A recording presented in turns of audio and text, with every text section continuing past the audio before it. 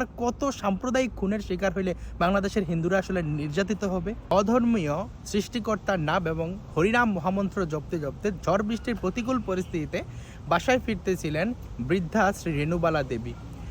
পথে তার সেই মন্ত্র উচ্চারণ শুনে সাম্প্রদায়িক জঙ্গি মাজহারুল ইসলাম তাকে প্রথমে শ্বাসরোধ করে গলা চিপে হত্যা করে তাকে পানিতে চুবায় ডুবায় হত্যা করে পরবর্তী সময়ে সে রেণুবালা দেবীর মৃতদেহ কালভার্টের নিচে ডোবার পাশে রেখে যায়। ঘটনাটি ঘটেছে যে ময়মনসিংহের ফুলপাড়া ইউনিয়নের যে তারাকান্দায়। আপনারা ঘটনাটি জানা থাকবেন এবং আমরা প্রচার করছি।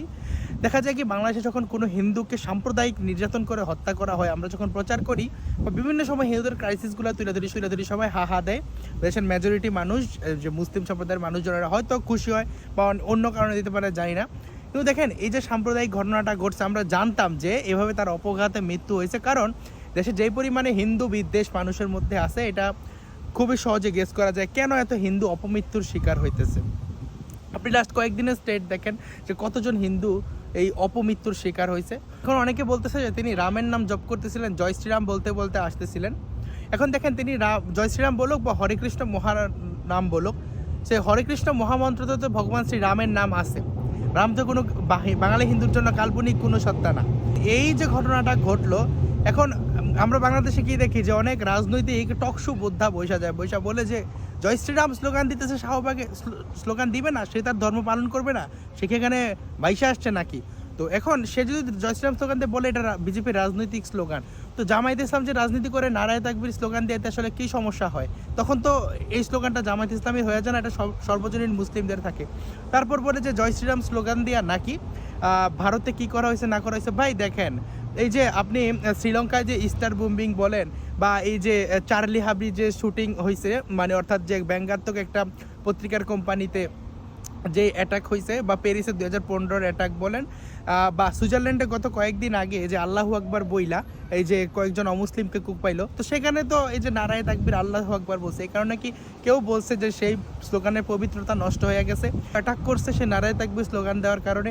জয় শ্রীরাম স্লোগান দিয়া যদি কেউ মানে বাজে কাজ করে, সে তো জয় শ্রীরামের যে ভ্যালু, যে মূল্যবোধ তাকে ধারণ করে না। এই কারণে সে এই পবিত্র নামটা নিয়ে সে অপকর্ম করতেছে। এর জন্য তো সবাই এমন না যে জয় শ্রীরাম স্লোগান দিতে পারবে না। বৃষ্টির প্রতিকূল অবস্থার সময় তার কেউ রাজনীতি করে না। তিনি যদি ভগবান শ্রী রামের নাম নেয় বা তিনি হরে কৃষ্ণ মহামন্ত্র জপ করেন, এতে জঙ্গি সন্ত্রাসী মাজহারুল ইসলামের কি?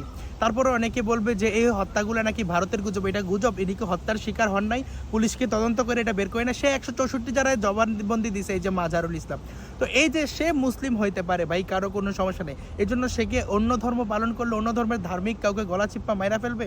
এখন যদি আমরা ঘটনাটা বলি, ইন্টারন্যাশনাল মিডিয়ায় যদি এটা নিউজ করে, ভারতীয় মিডিয়া যদি নিউজ করে, তখন হবে আমরা ভারতের সুরে কথা বলি। এখন যদি আমরা প্রতিবাদ মিছিল করি যেখানে জয় শ্রীরাম স্লোগান দিই, সেটা হবে আমরা মুসলিমদের বিরুদ্ধে কথা বলতেছি।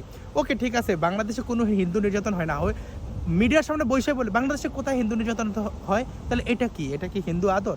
দেখেন, এত তো প্রতিকূলতা সত্ত্বেও প্যালেস্টাইনের মুসলিমদের পক্ষে কি বিশ্ব মানবতা দাঁড়ায় নাই? তাহলে ভাই আপনারা ধর্মের নামে মানবতার কথা বইলা তারপরে একটা সম্প্রদায়কে এভাবে তিলে তিলে শেষ করা হইতেছে। আপনারা তাদের যেখানে পাশে দাঁড়ানো দরকার সেখানে বলেন যে বাংলাদেশে হিন্দু নির্যাতন হয় না, তাহলে এগুলা কি হইতেছে? প্রকাশ্য জনসভায় ভগবান শ্রী রামচন্দ্রকে অপমান করা হইতেছে, কোনো বিচার হয় না। তারপর ধর্ম বর্ণনা নাম দিয়ে হিন্দুদের বাড়িঘর লুটপাট করা হইতেছে, হিন্দু যুবকদেরকে ফাঁসানো হইতেছে। তারপর এই যে ভগবান শ্রী রামচন্দ্রের নাম নিতেছে, হরে কৃষ্ণ হরিনাম মহামন্ত্র জপ করতেছে, সেখানে আপনার মাইরা ফেলতেছে। তো এই দেশে আসলে হিন্দুদের জীবনের নিরাপত্তা কোথায়? তো বাংলাদেশে যদি হিন্দু নির্যাতন না হয়, আসলে কোন দেশে হিন্দু নির্যাতন হইতেছে?